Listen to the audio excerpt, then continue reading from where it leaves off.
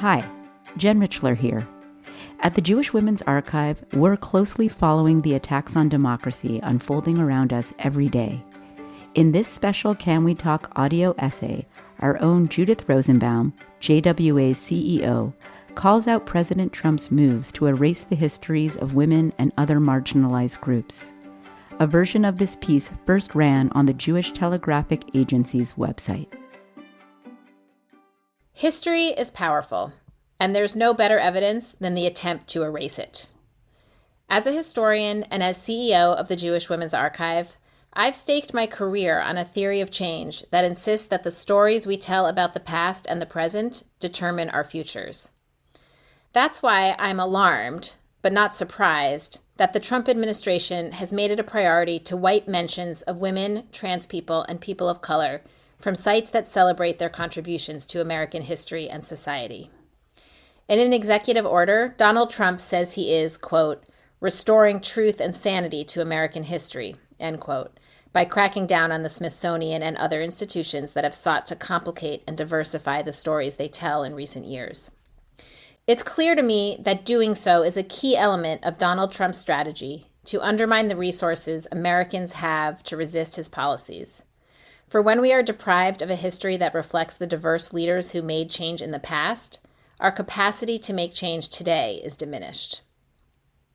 Of course, the contributions of women and other marginalized people can't be erased from history with an executive order prohibiting certain words or terms. It's an absurd notion, the delusion of a narcissist convinced of his own absolute power to determine reality. But it is nevertheless an act of violence, one that works hand in hand with the sowing of disinformation that is Trump's trademark and the undermining of expertise that drives the work of DOJ. One of the many lessons history teaches us is that when people's stories are obliterated, their rights are not far behind. It is instructive, resonant, and frankly terrifying to recall that the first Nazi book burning took place in 1933 at the Institute of Sexual Science in Berlin, founded by the Jewish LGBTQ pioneer Magnus Hirschfeld. Or that Emma Goldman's magazine, Mother Earth, was banned 2 years before her U.S. citizenship was revoked and she was deported. Those who fight for survival understand implicitly that their stories are a key tool of resistance. This understanding is why Miriam Novich smuggled underground publications in occupied France during World War II and devoted her later years to collecting testimonies and artwork for the Ghetto Fighters House collection.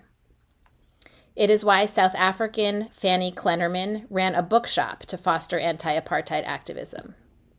It is why civil rights activists in the United States, including many Jews like Vicki Gabriner, created freedom schools in American communities in the South. I wrote this piece in the waning days of Women's History Month 2025.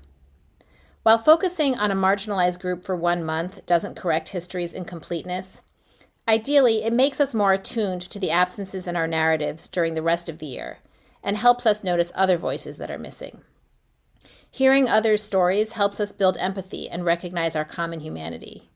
It is a much-needed bulwark against polarization and distrust.